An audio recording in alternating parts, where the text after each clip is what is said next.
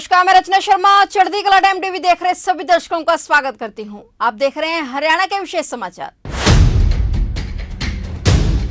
हरियाणा के मुख्यमंत्री मनोहर लाल के कुशल नेतृत्व में प्रदेश सरकार प्राकृतिक खेती को प्रोत्साहन देने के लिए भरसक प्रयास कर रही है। प्राकृतिक खेती को बढ़ावा देने के लिए प्रदेश सरकार द्वारा कई योजनाएं भी चलाई जा रही हैं। इन योजनाओं का परिणाम है कि अब किसान रासायनिक खेती से प्राकृतिक खेती की ओर जा रहे हैं और इसी सिलसिले में हरियाणा के मुख्यमंत्री मनोहर लाल ने कुरुक्षेत्र के गुरुकुल में प्राकृतिक खेती के मॉडल पर गुजरात के राज्यपाल आचार्य देवव्रत और गुजरात के मुख्यमंत्री भूपेंद्र पटेल से विस्तार से चर्चा की। उन्होंने प्राकृतिक खेती के मॉडल को जन जन तक पहुंचाने के लिए ज्यादा से ज्यादा शोध करने और उनके विस्तार को लेकर बातचीत की और इस दौरान हरियाणा के बिजली मंत्री रणजीत सिंह, कृषि एवं किसान कल्याण मंत्री जयप्रकाश दलाल और गुजरात के कृषि मंत्री राघव पटेल मौजूद रहे। गौरतलब है कि गुजरात के मुख्यमंत्री भूपेंद्र पटेल विशेष तौर पर प्राकृतिक खेती के मॉडल को जानने के लिए गुरुकुल कुरुक्षेत्र पहुंचे। इस मौके पर हरियाणा के मुख्यमंत्री मनोहर लाल ने उनका गुरुकुल में पहुंचने पर पुष्प गुच्छ भेंट कर स्वागत किया। इसके बाद गुजरात के राज्यपाल, दोनों राज्यों के मुख्यमंत्रियों, हरियाणा के बिजली मंत्री, कृषि मंत्री, हरियाणा सरकार के कृषि एवं किसान कल्याण विभाग के अधिकारियों और गुजरात के अधिकारियों के साथ प्राकृतिक खेती पर गहन मंथन किया गया। इसके बाद गुरुकुल के प्राकृतिक कृषि फार्म का दौरा कर वहां उगाई जा रही प्राकृतिक फसलों का बारीकी से अवलोकन किया गया। गौरतलब है कि प्राकृतिक खेती वर्तमान समय की जरूरत है। देश और विदेश में इस खेती की तरफ किसानों और उपभोक्ताओं का रुझान बढ़ रहा है। यह खेती न केवल किसानों के लिए लाभदायक है बल्कि इससे पैदा होने वाले कृषि उत्पाद उपभोक्ता के स्वास्थ्य के लिए भी फायदेमंद है। हरियाणा सरकार प्राकृतिक खेती को बढ़ावा देने के लिए लगातार प्रयास कर रही है और इस खेती को बढ़ावा देने के लिए सरकार की तरफ से गाय खरीदने पर 25,000 रुपए की राशि बतौर सब्सिडी भी दी जा रही है। गुजरात के राज्यपाल आचार्य देवव्रत ने कहा कि आज खेती में रासायनिक खाद व कीटनाशक का प्रयोग ज्यादा हो रहा है, इससे जमीन की उपजाऊ शक्ति कम हो रही है। आज हमें प्राकृतिक खेती अपनाने की जरूरत है, इससे किसान की लागत भी शून्य हो जाएगी और पानी का संरक्षण होता है। उन्होंने कहा कि इससे पर्यावरण संरक्षण होता है और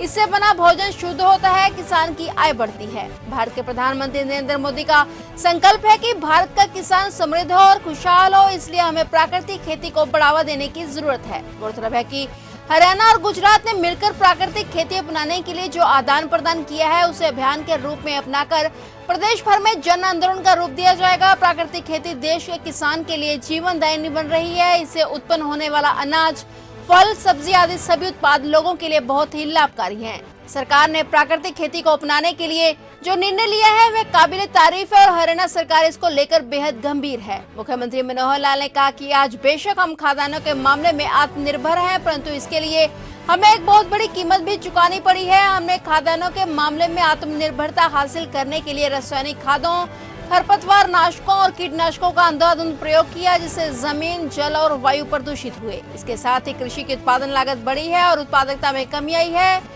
यही कारण है कि आज किसान, विशेषकर युवा वर्ग, खेती से विमुख होने लगा है। सीएम मनोहर लाल ने कहा कि प्राकृतिक खेती समृद्धि का साधन होने के साथ साथ हमारी धरती माँ का सम्मान और सेवा भी है। इससे किसानों को लागत कम होगी और किसानों की आय पहले साल से ही बढ़ेगी और प्राकृतिक खेती से धरती की सेहत बेहतर होगी और लोगों को अच्छी गुणवत्ता वाले उत्पाद भी मिल सकेंगे। यह एक ऐसा क्षेत्र है जहां भारत ने सदियों से दुनिया का नेतृत्व किया है, इसलिए अब समय आ गया है कि हम प्राकृतिक खेती के रास्ते पर आगे बढ़े।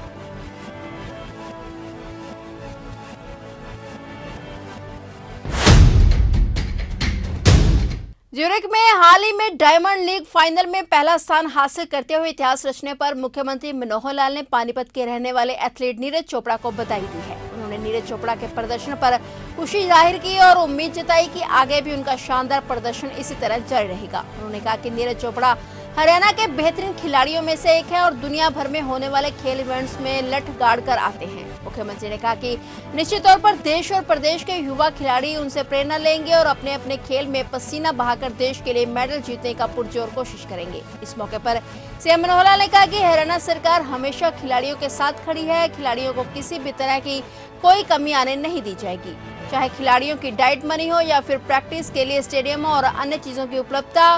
प्रदेश में सभी सुविधाएं खिलाड़ियों को उपलब्ध करवाई जा रही हैं। उल्लेखनीय है कि डायमंड लीग को ओलंपिक और विश्व चैंपियनशिप के बाद ट्रैक एंड फील्ड की सबसे प्रतिष्ठित प्रतियोगिता माना जाता है। 2010 में शुरू हुए इस लीग के 13वें एडिशन में नीरज ऐसा करने वाले पहले भारतीय एथलीट भी बन गए हैं। उन्होंने 88.44 मीटर की सर्वश्रेष्ठ दूरी पर भाला फेंककर ज्यूरिख में भारत के लिए इतिहास रच दिया।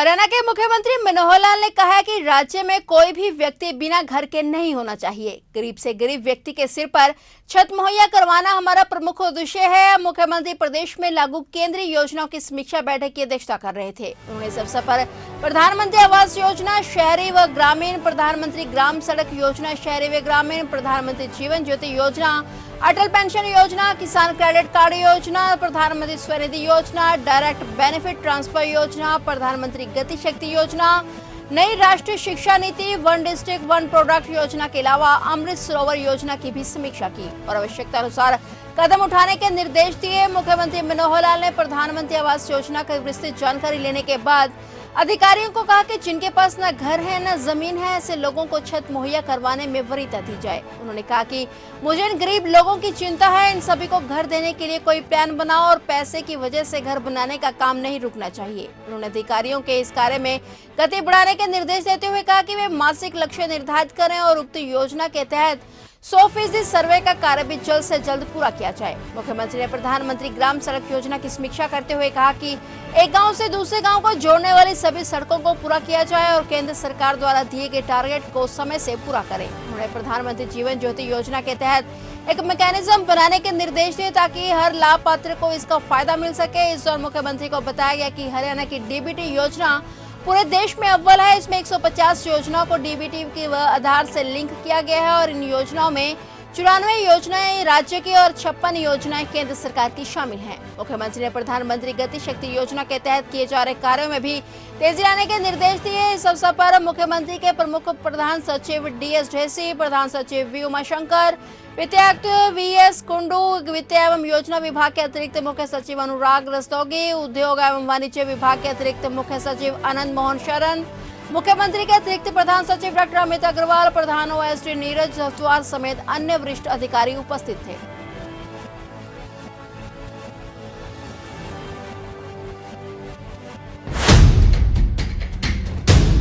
हरियाणा के मुख्यमंत्री मनोहर लाल ने कहा है कि ग्रुप सी के लिए कॉमन एलिजिबिलिटी टेस्ट नवंबर महीने में होंगे। इसके बाद ग्रुप सी के लिए दूसरे लेवल का टेस्ट आयोजित होगा। मुख्यमंत्री मनोहर लाल ने यह घोषणा सिरसा के चौधरी देवीलाल विश्वविद्यालय के सभागार में आयोजित जन संवाद कार्यक्रम के बाद पत्रकारों से रूबरू होते हुए कही। वहीं पंचायत राज चुनाव से जुड़े एक सवाल के जवाब में मुख्यमंत्री ने कहा कि हरियाणा राज्य चुनाव आयोग को 30 नवंबर तक पंचायती राज चुनाव करवाने के लिए लिखा है। पिछड़ा वर्ग ए के आरक्षण व महिलाओं की 50% भागीदारी को लेकर कुछ लोग न्यायालय में चले गए थे। सर्वोच्च न्यायालय से आदेश के बाद सरकार ने पिछड़ा वर्ग ए के लिए पंचायती चुनाव में आरक्षण निर्धारित करने के लिए आयोग का गठन किया था और इसकी रिपोर्ट आने के बाद सरकार ने अध्यादेश जारी किया है। इसे राज्यपाल ने मंजूरी दे दी है। वार्डबंदी में रिजर्वेशन का कार्य जारी है। आने वाले दिनों में उपायुक्तों को वार्ड अनुसार रिजर्वेशन निर्धारित करने के आदेश जारी कर दिए जाएंगे। एक सवाल के जवाब में मुख्यमंत्री मनोहर लाल ने कहा कि केंद्र सरकार ने महंगाई कम करने के लिए पेट्रोलियम पदार्थों पर वैट कम करने के लिए राज्यों को कहा था और इसके बाद हरियाणा सरकार ने 2 बार पेट्रोल डीजल पर वैट की दरों को कम किया है। हरियाणा में अभी पड़ोसी राज्यों से वैट कम है।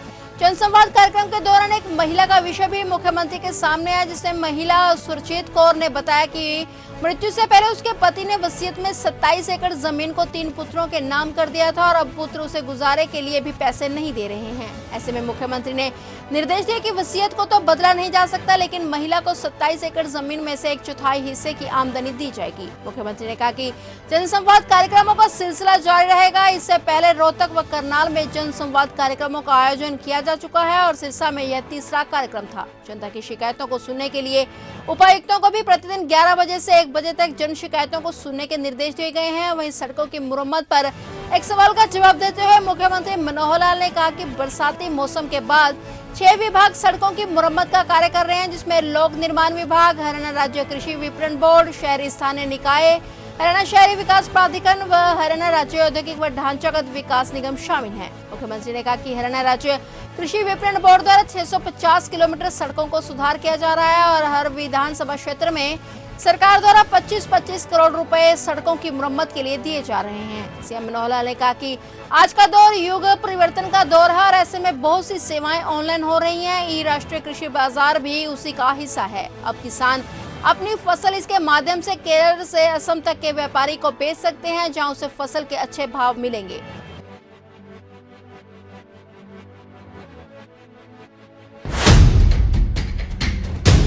तो ये थे हरियाणा के विशेष समाचार और नए समाचारों के साथ फिर से हाजिर होंगे। तब तक के लिए देखते रहिए चढ़ती कला टाइम टीवी।